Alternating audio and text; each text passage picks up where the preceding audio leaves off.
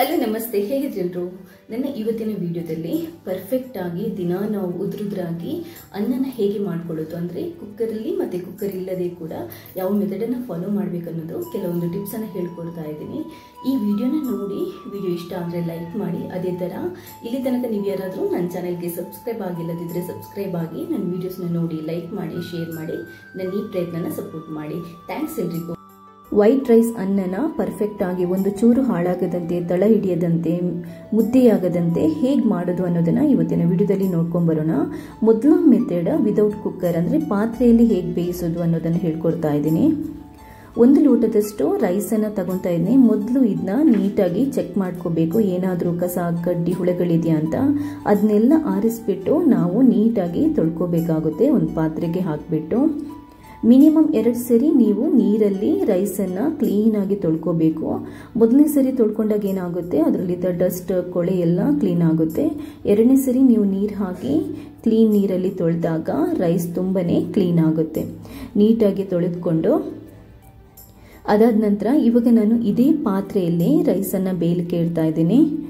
ಯಾವ ಲೋಟದಲ್ಲಿ ರೈಸ್ ತಗೊಂಡಿದ್ದೀನೋ ಅದೇ ಲೋಟದಲ್ಲಿ 2 ಲೋಟ ನೀರು ಹಾಕಬೇಕು. ನೆನ್ಪಿಟ್ಕೊಳ್ಳಿ, ಬೆಳ್ತಿಗೆ ಹಾಕಿ ವೈಟ್ ರೈಸಿಗೆ 1:2 ವಾಟರ್ ಹಾಕೋಬೇಕಾಗುತ್ತೆ. ಇದಾದ ನಂತರ ಒಂದು ಚೂರು ಉಪ್ಪನ್ನು ಹಾಕೊತಾ ಇದ್ದೀನಿ. ಕೆಲವರು ಉಪ್ಪು ಹಾಕಲ್ಲ, ಉಪ್ಪು ಹಾಕಿದರೆ ರೈಸ್ ಸಪ್ಪೆ ಆಗಲ್ಲ. ಅದಾದ ನಂತರ ಒಂದು 4ರಿಂದ 6 ಡ್ರಾಪ್ ಅಷ್ಟು ಕುಕ್ಕಿಂಗ್ ಆಯಿಲನ್ನು ಹಾಕೊತಾ ಇದ್ದೀನಿ. ರೈಸ್ ಉದುರಾಗಲಿಕ್ಕೆ ಮೇನ್ ರೀಸನ್ ಇದೆ. ಇವಾಗ ನಾವು ಫಸ್ಟ್ ಹೈ ಫ್ಲೇಮಲ್ಲಿ ಅಂದರೆ ದೊಡ್ಡ ಉರಿಯಲ್ಲಿ ಇಟ್ಟು ಪಾತ್ರೆನ ಸ್ಟವ್ ಮೇಲೆ ಇಡಿ ಒಂದು 4ರಿಂದ 5 ನಿಮಿಷ ಬೇಯಿಸಬೇಕಾಗುತ್ತೆ. ಆವಾಗ ನೀರೆಲ್ಲ ಇಂಗಿ ರೈಸ್ ಅಷ್ಟು ಆಗಿರುತ್ತೆ.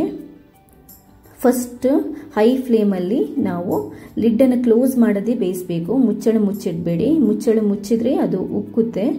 ಆದ್ದರಿಂದ ಫಸ್ಟ್ ಹೈ ಫ್ಲೇಮಲ್ಲಿ ಬೇಯಿಸಿ ಅದಾದ ನಂತರ ಸಿಮ್ ಡೌನ್ ಮಾಡಿ, ಕಂಪ್ಲೀಟಾಗಿ ಡೌನ್ ಮಾಡಿ 2 ನಿಮಿಷ ಮತ್ತೆ ಬೇಯಿಸಬೇಕಾಗುತ್ತೆ. ಅಷ್ಟೊತ್ತಿಗಾಗಲೇ 90% ರೈಸ್ ಬೆಂದಿರುತ್ತೆ.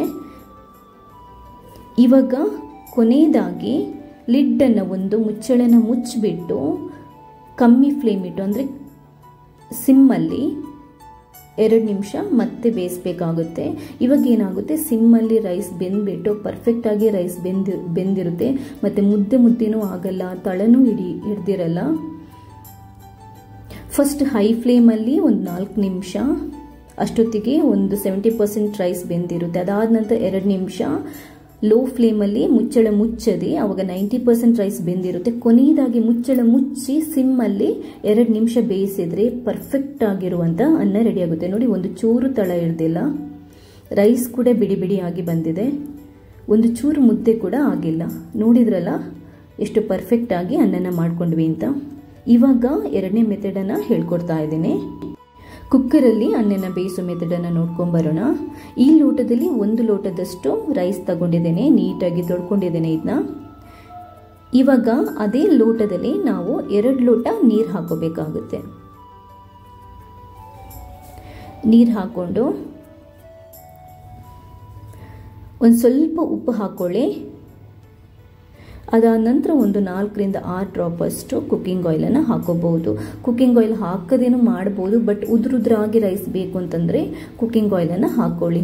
ಇವಾಗ ಗ್ಯಾಸ್ ಲಿಡ್ಡನ್ನು ಕ್ಲೋಸ್ ಮಾಡಿಬಿಟ್ಟು ಸ್ಟವ್ವಲ್ಲಿ ಹೈ ಫ್ಲೇಮಲ್ಲಿಟ್ಟು ರೈಸನ್ನು ಬೇಯಲಿಕ್ಕೆ ಬಿಡೋಣ.